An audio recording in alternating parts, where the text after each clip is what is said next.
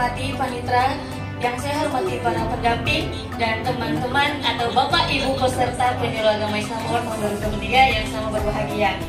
Perkenalkan, nama saya Raidatul Satrians atau biasa panggil saja saya Raida. Saya dari KUA Penyuluh Agama Islam Fungsional dari KUA Kecamatan Bumi, Kementerian Agama Kota Bau-Bau, Kantor Wilayah Kementerian Agama Provinsi Sulawesi Tenggara. Dan kali ini saya akan membahas dan saya mengangkat isu tentang moderasi beragama dalam ruang digital.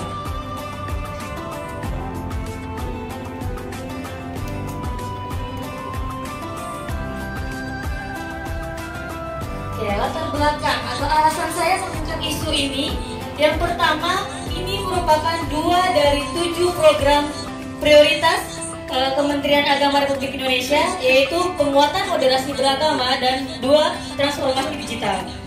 Dan yang kedua, Kecamatan Bumi itu wilayah kerja saya, itu telah dicanangkan menjadi di tahun 2021 menjadi kawasan sadar kerukunan umat beragama, dan tahun 2023 itu dicanangkan sebagai kelurahan sadar kerukunan, dan tahun 2003 yang baru saja itu dicanangkan sebagai kampung moderasi beragama.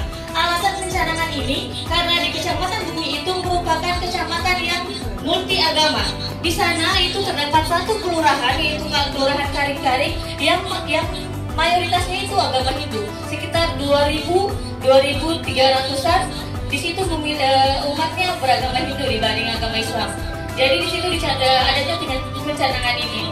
Selanjutnya, sasaran kegiatan saya itu, kegiatan ini adalah binaan pada Majelis Taklim Remaja Ulumiyah Kelurahan Kampianaho. Kenapa saya mengambil remaja?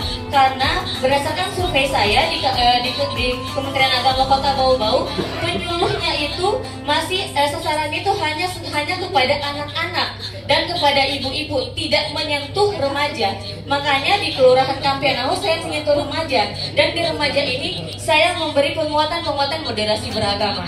Seperti itu. Dan yang selanjutnya, latar belakang saya itu menggunakan teknologi yang seperti kita tahu sekarang teknologi sudah semakin canggih ya Bapak Ibu. Jadi menggunakan teknologi untuk sebagai media penyuluhan itu sebagai salah satu adaptasi kita dengan perkembangan zaman untuk menjadikan teknologi sebagai media praktis, mudah, dan efektif. Dan rumusan masalah saya mengangkat tentang bagaimana mengembangkan sikap moderasi beragama dengan memanfaatkan ruang digital. Bagaimana saya menjelaskan moderasi beragama ini kepada binaan saya yang khususnya kepada remaja ini. Dan tujuannya, yang pertama, mendeskripsikan pelaksanaan kegiatan penyuluhan moderasi beragama dalam ruang digital agar lebih menarik dan lebih mendapat antusias kepada sasaran binaan saya, itu kepada remaja Kelurahan Kampianaho. Dan tujuan yang kedua itu menambah pengetahuan bagi penyuluh tentang pemanfaatan teknologi sebagai metode baru dalam penyuluhan ini. Dasar teori kita sudah tahu lah, saya skip saja. Metode penyuluhan secara umum yang saya lihat di Kementerian Agama Kota Bau-Bau, penyuluh-penyuluh itu menggunakan metode secara umum, itu ceramah dan dialogis. Waktu saya menjadi penyuluh di tahun lalu, kebetulan saya penyuluh angkatan baru ya Bapak, saya baru saja menjadi PNS. Saya masih melihat dan saya mencoba metode ini kepada sasaran saya binaan remaja itu, ternyata sangat tidak efektif. Mereka cukup bosan dan malah membuat mereka tidak tertarik lagi untuk datang penyuluhan. Dengan ceramah, dengan metode dialogis, hanya untuk tanya jawab, memberikan ceramah tentang keagamaan seperti ini, ternyata itu tidak efektif untuk remaja. Sehingga saya membuat metode baru untuk binaan saya ini dengan memberikan moderasi beragama. Menggunakan apa? Yang pertama itu platform Canva. Bapak Ibu sudah pasti tahu Canva itu seperti apa. Canva di sini merupakan platform desain dan komunikasi visual online yang menyediakan desain-desain menarik dan template-templatenya. Apalagi kepada remaja ya Bapak Ibu, remaja itu kita perlu memberikan yang warna-warni, template-template yang unik dengan animasi-animasi aja, jadi mereka tertarik sama materi-materi yang kita berikan. Gadget yang saya gunakan yaitu tab, tapi selain itu di video saya juga menggunakan laptop dan infocus. Jadi memberikan bukan dengan kertas, tapi menggunakan digital saja semuanya. Yang selanjutnya media sosial. Media sosial kita sudah tahu ya, tadi sudah dijelaskan dalam beberapa materi. Media sosial sekarang sangat-sangat diperlukan untuk media penyuluhan. Dan saya di sini menggunakan media Instagram dan Facebook. Nanti saya tampilkan.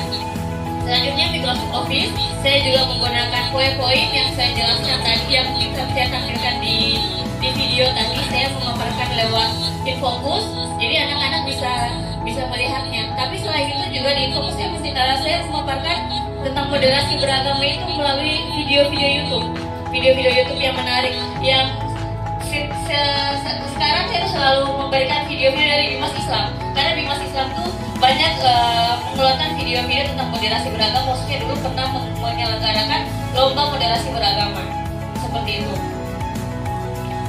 Itu saja sih Bapak Ibu dari saya. Saya memberikan metode penyuluhan baru kepada sasaran saya menggunakan gadget, menggunakan media digital untuk bagaimana memberikan pemahaman yang lebih menarik yang untuk anak-anak remaja binaan saya itu lebih tertarik dengan moderasi beragama.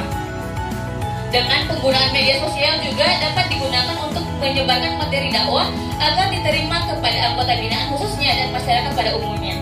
Saya memberikan dokumentasi kegiatannya seperti ini.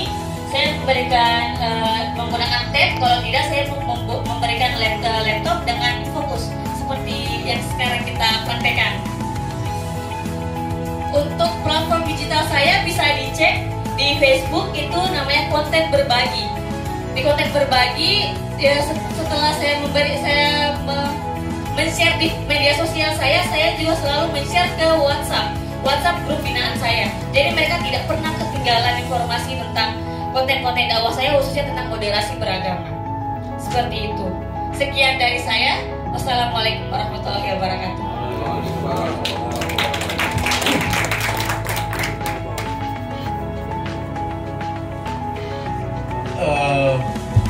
Terima kasih. Panggilannya siapa? Mbak Raida. Usia berapa? 24 Pak.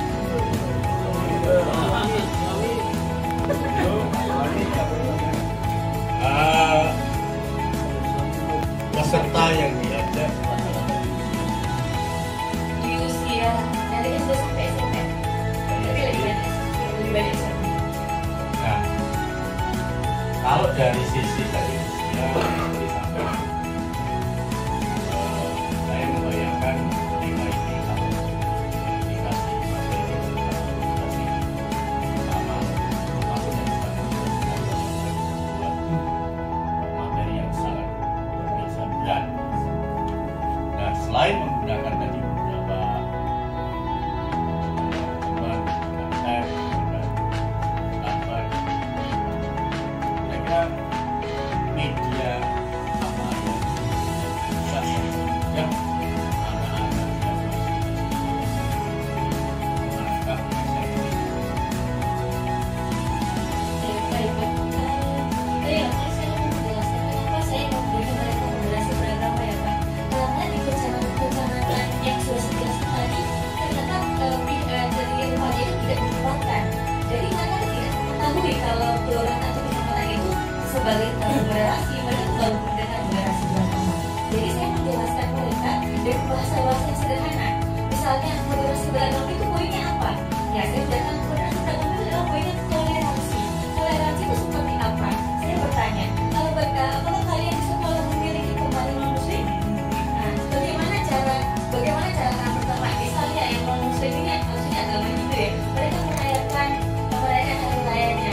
Apakah kalian bagaimana kalian apalagi kalau kalian puasa? Bagaimana dengan mereka saling menghargai tidak? Itu saya Pak. Terus saya juga memberikan video-video tadi. Misalnya di video Bimas Islam tentang moderasi beragama. Di situ setelah mereka nonton, saya bertanya lagi, apa yang kalian dapat di situ? Salah satu videonya itu tentang bagaimana mereka ada temannya yang non muslim yang mengingatkan temannya yang muslim itu untuk sholat. Nah, jadi mereka tuh mendapat, oh iya berarti kita harus saling mengingatkan. Itu yang saya dapat selama binaan Pak. Jadi mereka walaupun moderasi beragama itu berat, tapi kita menjelaskan dengan bahasa-bahasa singkat dan ditambah dengan animasi-animasi, mereka bisa memahami. Tiap kali ada berapa banyak?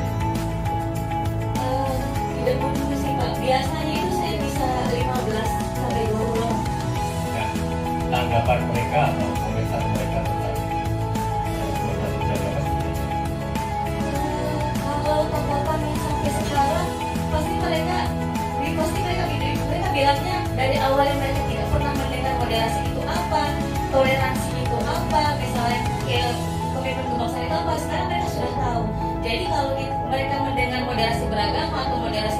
membaca moderasi beragama di Facebook atau di media sosial lainnya, mereka sudah mengerti. Dan moderasi beragama itu yang tidak poin toleransi yang paling utama. Seperti itu. Terima kasih, Pak.